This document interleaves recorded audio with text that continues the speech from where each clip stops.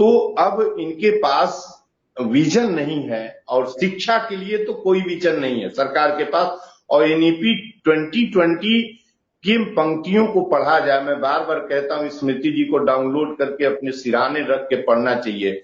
आप ये मान के चलिए कि आपको टूट जाना है, आपको तोड़ना, आपको मत कहने का मतलब कि पूरी प्रणाली को, प्रत्येक पंक्तियों में जुमलेबाजी लिखी गई है और केवल उसको देर सवेर प्राइवेट हाथों में बेच देना है।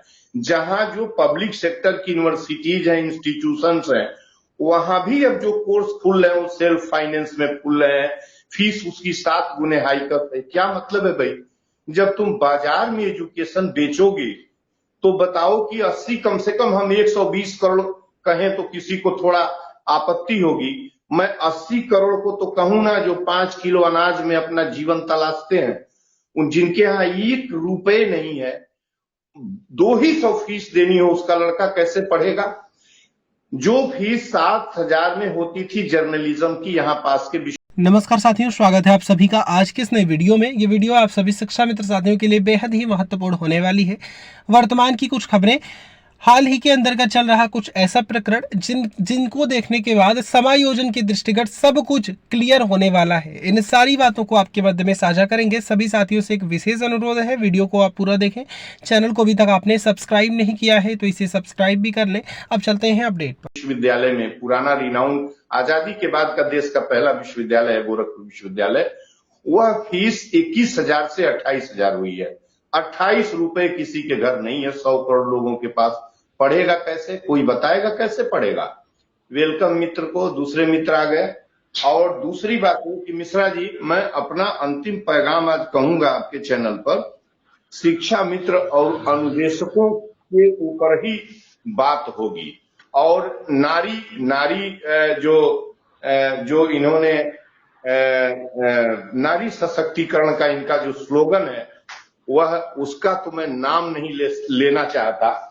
और मोदी के नारी सशक्तिकरण का मैं कैसे नाम लूं कि मैं दिल्ली में 21 मई को गया था, बेटियों के जो खिलाड़ियों के गोल्डन गर्ल जो भारत की हैं उनके उसमें जो है विरोध जब हो रहा था तो मैं उसमें गया था। 21 मई को एक दिन का सत्याग्रह किया था और प्रेसिडेंट को ज्ञापन देना था। ज्ञापन जो है पार्लियामेंट्री स्ट्रीट की पुलिस जो वो जंतर मंतर की है उन्होंने लिया, हमको ज्ञापन की रिसीविंग भी प्रेसिडेंट हाउस से मिली।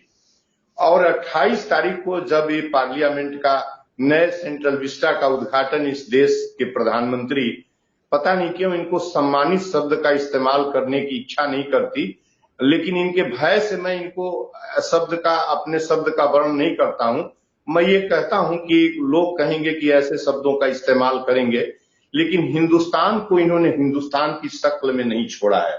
एक बात मैं बता दूं इस देश के प्रधानमंत्री ने, और आप लोग बेच डालिए इस हिंदुस्तान को, जो लोग मंदिरों मस्जिदों और इसके लिए और अयोध्या पर वोट जो दिए थे। कल राजा राम सर बता रहे थे, कितनी अच्छी बात की वोट आपने किस पर दिया है? रिलीजन और कास्ट पर वोट दिया है, आप प्रदायिकता पर वोट दिए हैं, तो आप उसकी खेती आज काटेंगे।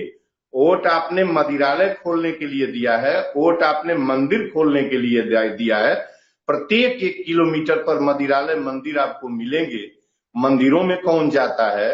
किसान मजदूर 100 करोड़ जो दिन भर काम करके मर जाता है, उसका तो मंदिर उसकी कुदाल है, उसका खेत है, उसकी मजदूरी, उसका पारिश्रमिक और प्रसाद है जो मिलता है शाम को, उसी से उसका परिवार जीता है। आपके लिए हो सकता है। तीसरी बात मिश्रा जी, आपके माध्यम से आज मैं कह रहा हूं शिव कुमार जी कि आपने जो काम किया है इस 2 क्लास वर्ग के लिए जो सर्विस पर, आपसे 20 सेकंड चाहूंगा।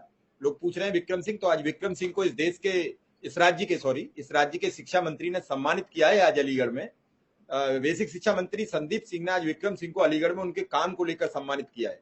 उत्तर प्रदेश से पहले अनुदेशक हैं जिन्हें शिक्षा मंत्री ने, उनके साथ एक और अनुदेशक हैं, महिला अनुदेशक, 2 अनुदेशकों को शिक्षा मंत्री ने आज सम्मानित किया है। यह पहला मौका है जब बेसिक शिक्षा मंत्री ने किसी अनुदेशक को